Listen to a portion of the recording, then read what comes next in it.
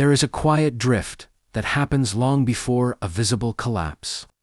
It does not announce itself with chaos. It begins with subtle compromises, a skipped promise, a postponed dream, a conversation you avoid because it feels heavy over time. These small avoidances form a pattern, and the pattern becomes a lifestyle. You tell yourself you are adapting. You say you are being realistic, but deep down you feel the distance growing between who you are and who you once intended to become. Most people do not fall apart dramatically. They drift. They become slightly more distracted, slightly more tired, slightly more numb. They scroll a little longer. They complain a little more. They settle a little deeper. And because the change is gradual, it feels harmless. But gradual does not mean harmless. It simply means unnoticed. The dangerous part of drifting is that it feels comfortable. There is no immediate pain demanding action, no crisis forcing growth, just a slow surrender of standards. And surrender, when repeated often enough, becomes identity. You start to believe you are the type of person who quits, who delays, who stays small. But drifting is not destiny. It is a direction. And directions can be changed. The moment you become aware of the drift, you interrupt it.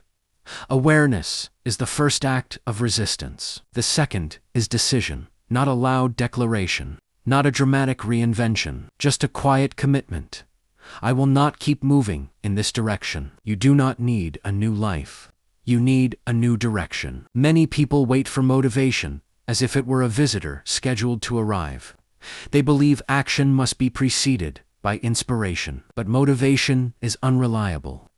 It comes when conditions feel favorable and disappears the moment resistance appears. If your progress depends on feeling inspired, your progress will always be inconsistent. Motivation is emotional. Discipline is structural. One fluctuates, the other sustains. When you build your life on motivation, you are building on weather. When you build it on discipline, you are building on architecture. The truth is uncomfortable. You will not feel like doing most of the things that transform you. You will not feel like waking up earlier. You will not feel like confronting your fears. You will not feel like practicing when you are still bad. Growth rarely feels good in the beginning, but action creates clarity. Action creates momentum. And momentum often creates the very motivation you were waiting for. This reverses the common belief. You do not act because you are motivated. You become motivated because you act. The most powerful shift you can make is this. Stop asking how you feel and start asking what needs to be done. Feelings change. Standards remain. And when your standards are clear, your actions become less negotiable. You do not need to feel ready. You need to move. Avoidance feels safe in the short term. It protects you from discomfort, rejection, embarrassment, and failure. But what it really protects you from is growth. Every avoided conversation delays clarity. Every avoided risk delays expansion. Every avoided responsibility delays maturity. The cost of avoidance is not visible immediately. It accumulates quietly. Opportunities pass. Confidence erodes. Regret builds. And one day, you look back and realize that what you feared was temporary, but what you lost was permanent. Fear exaggerates consequences. It tells you that one mistake will define you, that one failure will expose you. But experience teaches something different. Action refines you. Failure instructs you. Exposure strengthens you. When you stop avoiding and start confronting, something shifts internally. You begin to trust yourself, not because you succeed every time, but because you show up every time. Self-trust is not built through comfort. It is built through confrontation. Ask yourself, what have I been postponing? What conversation? What decision? What step? The answer to that question is often the doorway to your next level. Avoidance shrinks you. Confrontation expands you. Most people chase outcomes without examining identity. They want results without becoming the type of person who produces those results. But outcomes are expressions of identity. If you want consistent change, you must shift how you see yourself. If you believe you are inconsistent, you will act inconsistently.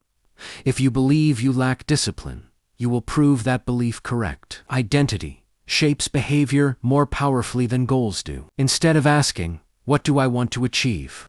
ask, "Who do I need to become?" A disciplined person does not debate with their alarm clock every morning. A confident person does not seek permission to speak.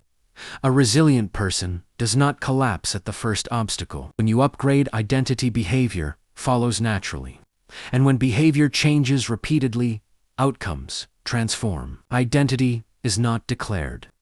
It is reinforced through evidence. Each time you keep a promise to yourself, you cast a vote for a stronger identity. Each time you break one, you reinforce the old narrative. You are not trapped by your past behavior. You are shaped by your repeated choices. Choose in alignment with who you intend to become, not who you used to be. Transformation is rarely explosive. It is incremental.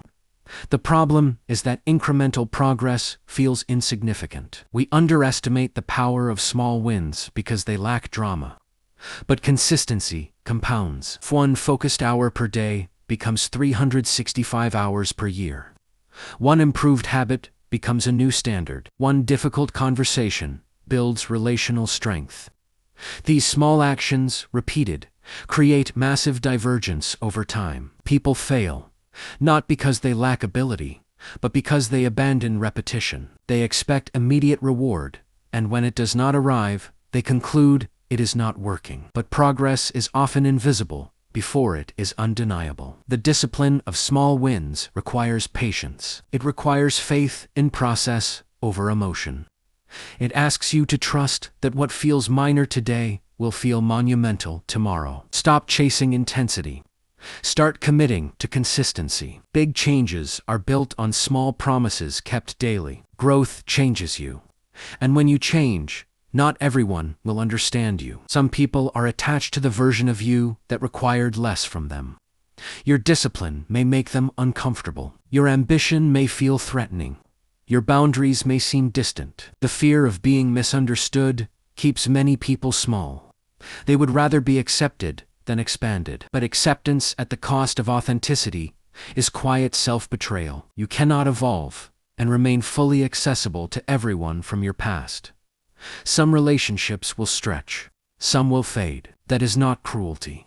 That is alignment. Courage is not loud defiance. It is steady commitment to your path, even when it invites criticism, even when it creates distance, even when it requires solitude. You are not responsible for managing everyone's perception of your growth. You are responsible for honoring your potential. If becoming who you are meant to be costs you comfort, pay it. There comes a moment when awareness becomes irreversible. You see your patterns clearly. You recognize your excuses. You understand your potential. And once you see it, you cannot unsee it. That is the point of no return. At this stage, inaction feels heavier than effort. Avoidance feels louder than fear. You realize that the pain of staying the same now outweighs the discomfort of changing. This is where transformation truly begins. Not with excitement, not with applause, but with responsibility. You accept that your direction is yours to choose. Your standards are yours to set. Your growth is yours to claim. You stop waiting for permission. You stop negotiating with distraction. You stop romanticizing a future you refuse to build. The point of no return is not dramatic. It is decisive. And once you reach it, the only question left is simple. If not now, when?